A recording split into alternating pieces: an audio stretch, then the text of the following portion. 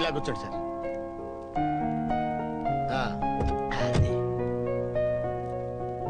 Happy honeymoon. Thank you.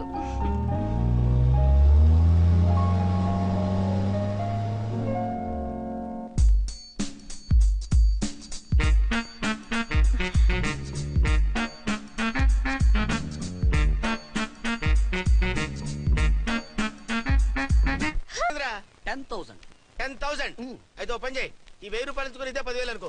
1000 work out అవుదండి. పని చేయరా, ఈ బిల్డింగ్ రాసిస్తాను. వర్కౌట్ అవుతా? వర్కౌట్ అవుతుంది సార్. సార్ ఏం సార్ ఇది చూడండి. ఇవి రాంకోటి వాడితో బేరాలంటాయా? ఇది ఒకటి ఇచ్చి పంపించు.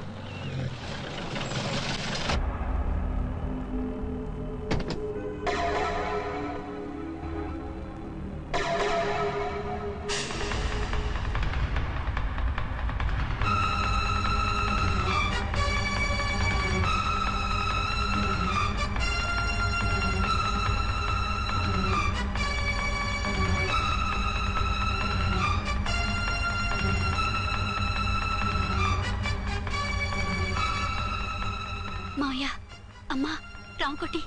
అర్చన, నువ్వు చనిపోలేదు మావయ్య, బతికే ఉన్నాను. ఆయన ప్రేమే నన్ను బతికించింది. బాబు మీ మనవడు.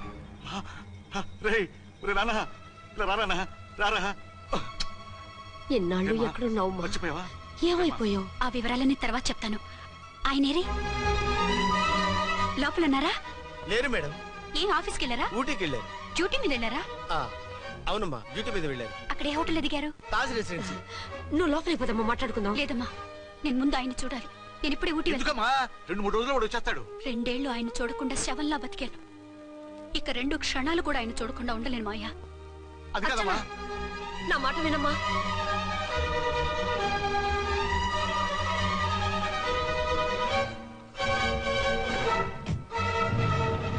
ఇప్పుడు ఎలా?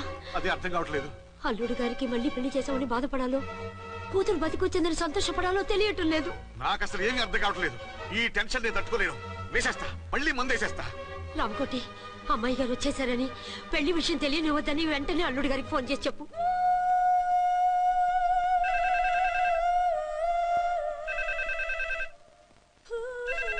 ஹலோ, என்ன ஆரம்பம் பேசுறேன். அங்க டன் டீ பொடி அனுப்பி சொல்லியாச்சு. இதுவரை வரல. என்னாச்சு? ఏయ్ రాంగ్ నంబర్ అయ్యా. ఏంటి ఇప్పటి వరకు యమా ఫాస్ట్ గా ఉన్నావు, సడన్ గా ఎంత సిగ్గు వచ్చేసింది? ఆడది తల వంచి సిగ్గుపడేది పెళ్లిలోను, తను వంచి సిగ్గుపడేది శోభన రోజున. అలాగా. Hello, send one large whiskey to room number 201. hey, this is not room service. Good evening sir, may I help you? We are busy. Don't give any phone calls till morning, okay? Okay sir, I will give instructions to the operator. Have a nice sleep. Good night sir. Thank you. Okay.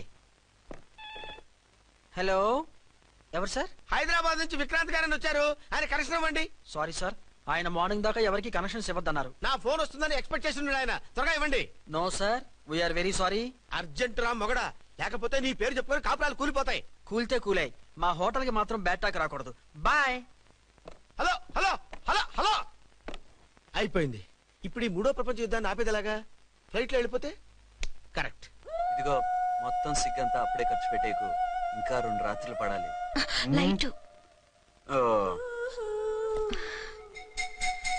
Okay, వెలుగు పడుతోంది. ఆ curtain కూడా close చేయండి.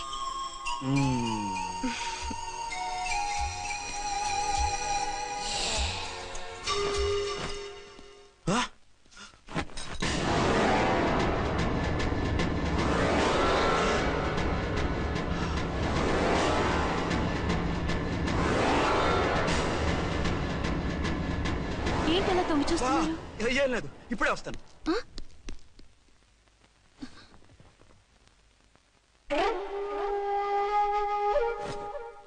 Excuse me. Yes. Will you please tell me the room number of Mr. Vikrant? Just a moment. Archana.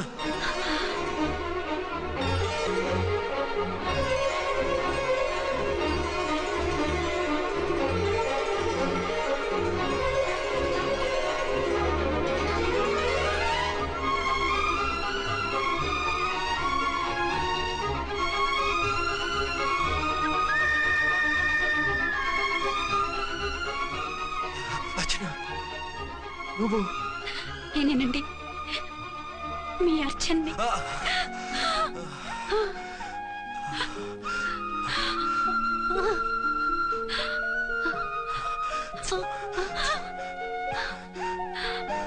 మన బాబండి. Daddy, అరే నాన్న వచ్చి.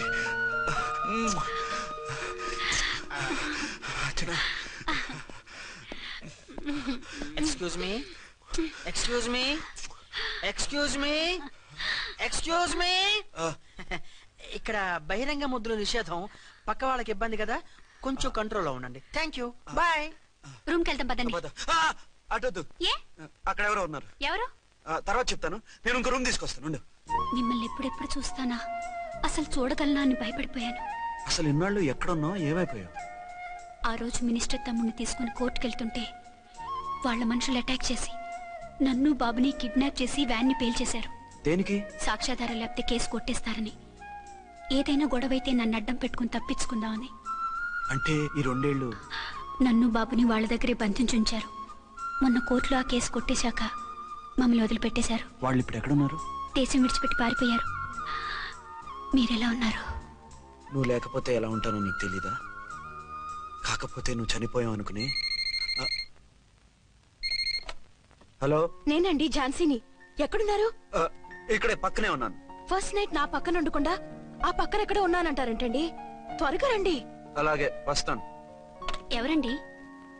మళ్ళీ వచ్చి వివరంగా చెప్తాను. ఉండు, వెంటనే వచ్చేస్తా.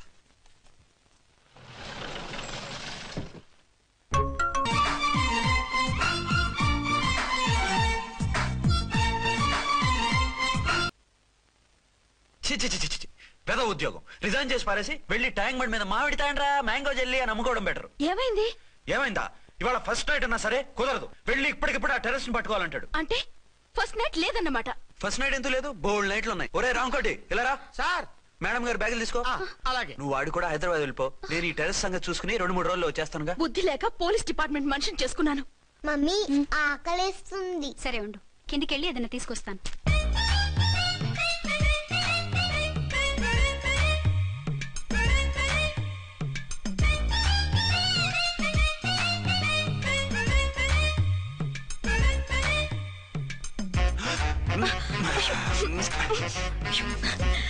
సరే చాలే, వదిలే.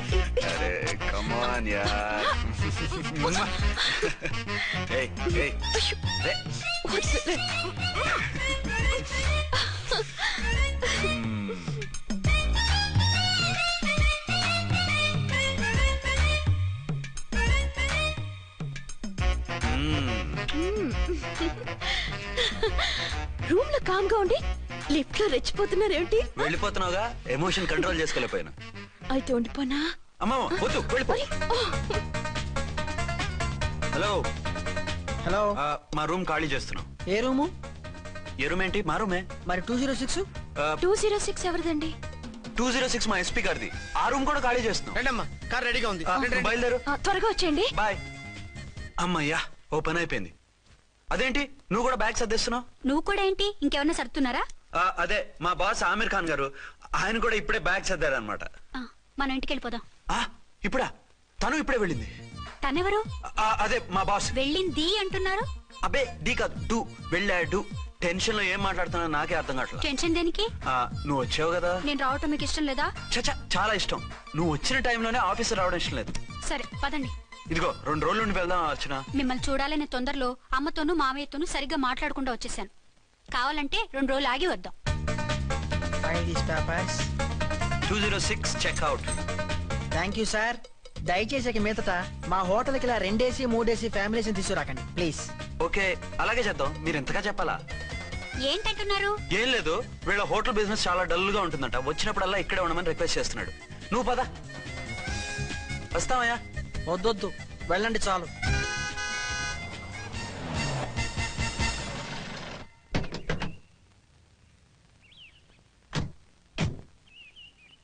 ఏంటలా సీరియస్ గా ఉన్నారు? కామెడీగా ఉండలేక. ఏమైంది? మాకేం కాలేదు, మీకే ఏమైనా? మాకేమవుతుంది? అదే మన ప్రయాణం గురించి వరి అవుతున్నట్టున్నారు కదా నాన్న? అవునా? బాగారు రే అల్లుడు గారు, అప్పుడు వచ్చారేంటి? అర్జెంట్ పని ఉండి వచ్చేసాను. మరి మా అమ్మాయిది మీ అమ్మాయ కాన్వెంట్కి వెళ్ళింది. కాన్వెంట్ కా? ఎందుకు? ఎందుకంటే చదువుకోవడానికి. ఈయనెవరు? ఈయనకి మావనే. దూరం, బాగా దూరం చుట్టం. దూరం ఏంటి, బాగా దగ్గర అయితేను. మా అమ్మగారి, తమ్ముడు గారి, పెదనాన్న గారి, బావ గారి, బావమరిది, తోడలుడివి. నువ్వెలా దగ్గర అవుతావయ్యా? మాట్లాడుకుని ఊనం అంత దూరం. మీరు చెప్పిన వరుస అయితే ఈయనకి మావయ్య ఎలా అవుతారు? పెదనాన్న అవుతారు కదా. అబ్బే మావని నేను.